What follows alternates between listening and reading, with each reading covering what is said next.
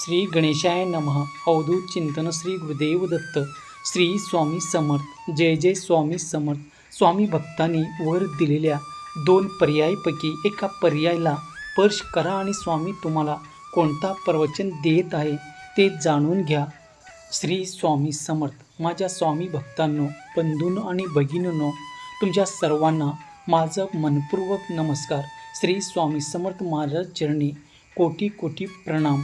आजचा हा संदेश ऐकण्यासाठी तुम्ही या पवित्र ठिकाणी आलात यासाठी मनपूर्वक धन्यवाद. आज मी सांगणार आहे ते फक्त कानाने ऐकू नका, ते मनात उतरवा, जीवनात उतरवा आणि आपल्या प्रत्येक नात्यामध्ये त्याचा अनुभव घ्या. कारण आजचा विषय प्रत्येक माणसाच्या आयुष्याशी जोडलेला आहे. प्रत्येकाच्या डोळ्यात कधीतरी अश्रू आणणार आहे, प्रत्येकाच्या मनात कधीतरी वेदना निर्माण करणार आहे. माझी तुम्हा सर्वांना नम्र विनंती आहे, कृपा हा व्हिडिओ शेवटपर्यंत नक्की पहा, मध्ये सोडून जाऊ नका. कारण कदाचित स्वामी समर्थ महाराजाच्या प्रवचनातून तुमच्या मनातील एखाद्या प्रश्नाचे उत्तर देणार असतील, कदाचित तुमच्या दुःखावर उपाय सांगणार असतील. आणि जर तुम्हाला स्वामीवर श्रद्धा असेल तर कमेंटमध्ये मनापासून श्री स्वामी समर्थ असे आवश्यक लिहा.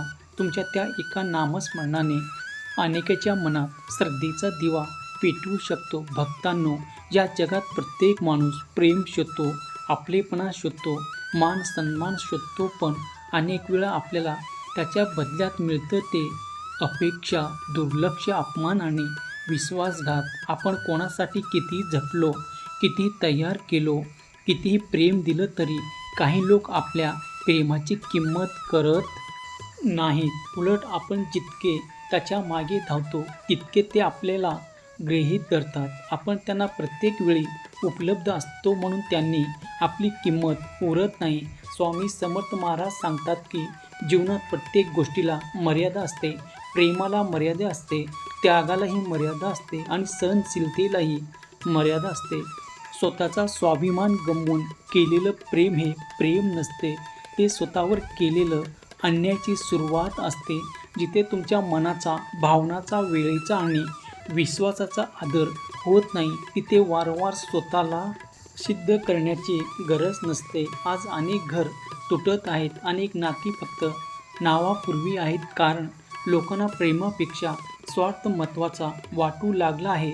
काम असेल तेव्हाच फोन येतं, गरज असेल तेव्हाच आठवण येतं, उपयोग संपला की माणूसही संपतो. अशावेळी मनाला फार वेदना होतात.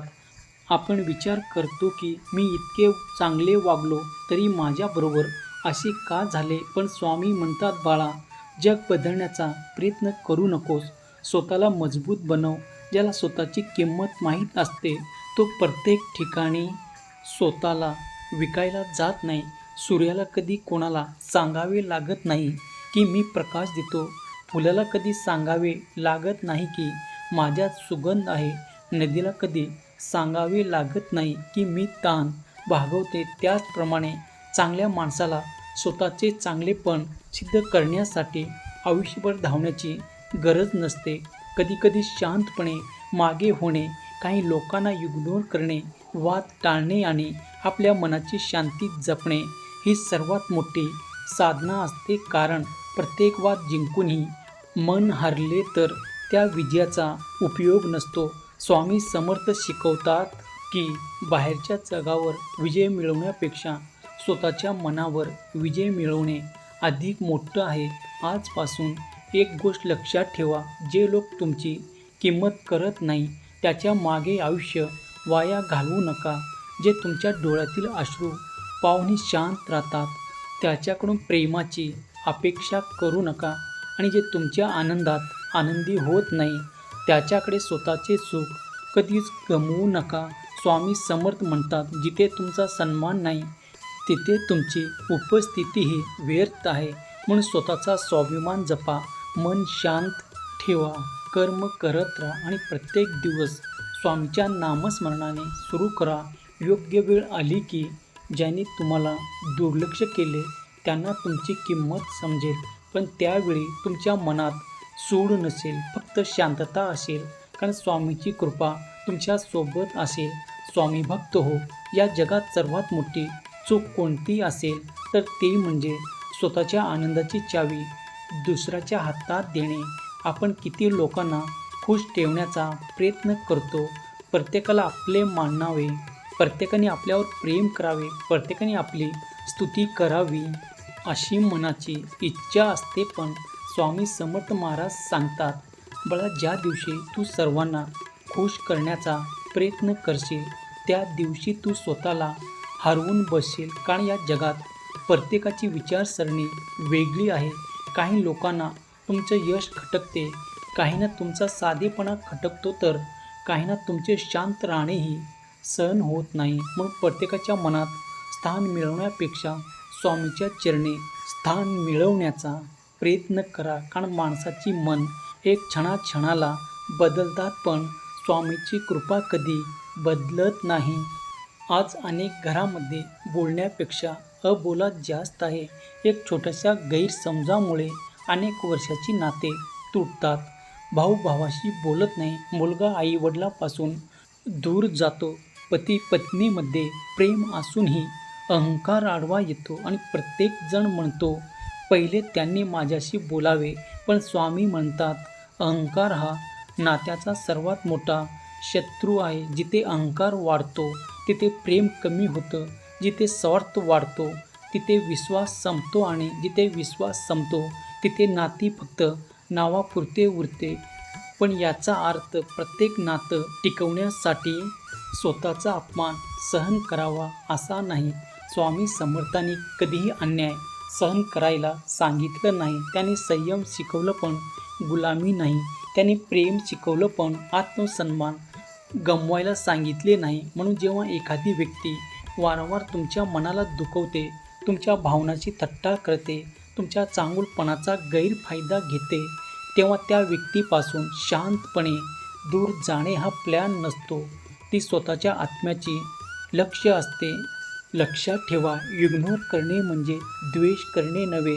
इग्नोर करणे म्हणजे स्वतःच्या मनशांती जपणे. प्रत्येक टीकेला उत्तर दिलं पाहिजे असं नाही, प्रत्येक आरोपाला स्पष्टीकरण दिले पाहिजे असे नाही, प्रत्येक चुकीच्या माणसाला बदलण्याचा प्रयत्न केला पाहिजे असे नाही. काही लोकांना वेळेच उत्तर देतो, काही लोकांना कर्म शिकवते आणि काहींना स्वतःचे आयुष्य त्याचा चुका दाखवून देते. भक्तांनो, नदीकडे पहा, नदी तिच्या मार्गाने वाहत राहते. कुणी त्याच्यात दगड टाकेल, कुणी त्याचे पाणी वापरेल, कुणी त्याची स्तुती करेल, कुणी त्याची निंदा केले, पण नदी कधी थांबत नाही, कारण तिला त्याचे ध्येय माहीत असते. तसेच स्वामीचा भक्तही परिस्थितीमुळे थांबत नाही. लोक काय बोलतात याकडे लक्ष देतो. तो आपल्या कर्माच्या मार्गावर चालत राहतो, कारण त्याला माहीत असते की शेवटी निर्णय लोकाचा नाही, परमेश्वराचा असतो. आज सोशल मीडियाच्या काळात प्रत्येकजण दुसऱ्याच्या आयुष्याची स्वतःची तुलना करत आहे. दुसऱ्याकडे काय आहे, तो किती पुढे गेला, त्याला किती मान मिळतो याचा विचार चालू असतो. पण या तुलनेत माणूस स्वतःचे सुख हरवून बसतो. स्वामी समर्थ सांगतात, बाळा, दुसऱ्याचे आयुष्य पाहण्यात वेळ घालवू नको. तुझ्या वाटेवरचे फूल ठेवले आहे ते तुझ्यासाठी आहे. तुझ्या वाटेवर जो काटा ठेवला आहे तोही तुझ्या शिक्षणासाठी आहे. प्रत्येकाचे कर्म वेगवेगळ्या, प्रत्येकाचा प्रवास वेगळा आणि प्रत्येकाची परीक्षा वेगळी असते. जेव्हा माणूस स्वतःवर प्रेम करायला शिकतो, स्वतःचा आदर करायला शिकतो आणि स्वामीवर संपूर्ण विश्वास ठेवतो, तेव्हा त्याला कोणाच्या मान्यतेची गरज उरत नाही. तो शांत राहतो, नम्र राहतो, पण कमवत राहत नाही. त्याचे मौन त्याची ताकद बनते, त्याचा संयम त्याचे शस्त्र बनतो आणि त्याची श्रद्धा विजयाची कारण बनते. म्हणून स्वामी भक्तांनो, आयुष्यात काही लोक तुम्हाला सोडून जातील, काही गैरसमज करून दूर जातील, काही तुमच्या यशाने जळतील आणि काही तुमच्या अपेक्षावर हसतील. सर्व तात्पुरते आहे. कायम तुमच्यासोबत राहणार जर कोणी असेल तर ते म्हणजे स्वामी समर्थाचे आशीर्वाद. म्हणून माणसाच्या बदलत्या स्वभावावर नव्हे तर स्वामीच्या अढळ कृपेवर विश्वास ठेवा. ज्या दिवशी हा विश्वास दृढ होईल त्या दिवशी जगाचे दुर्लक्ष तुम्हाला दुखवणार नाही.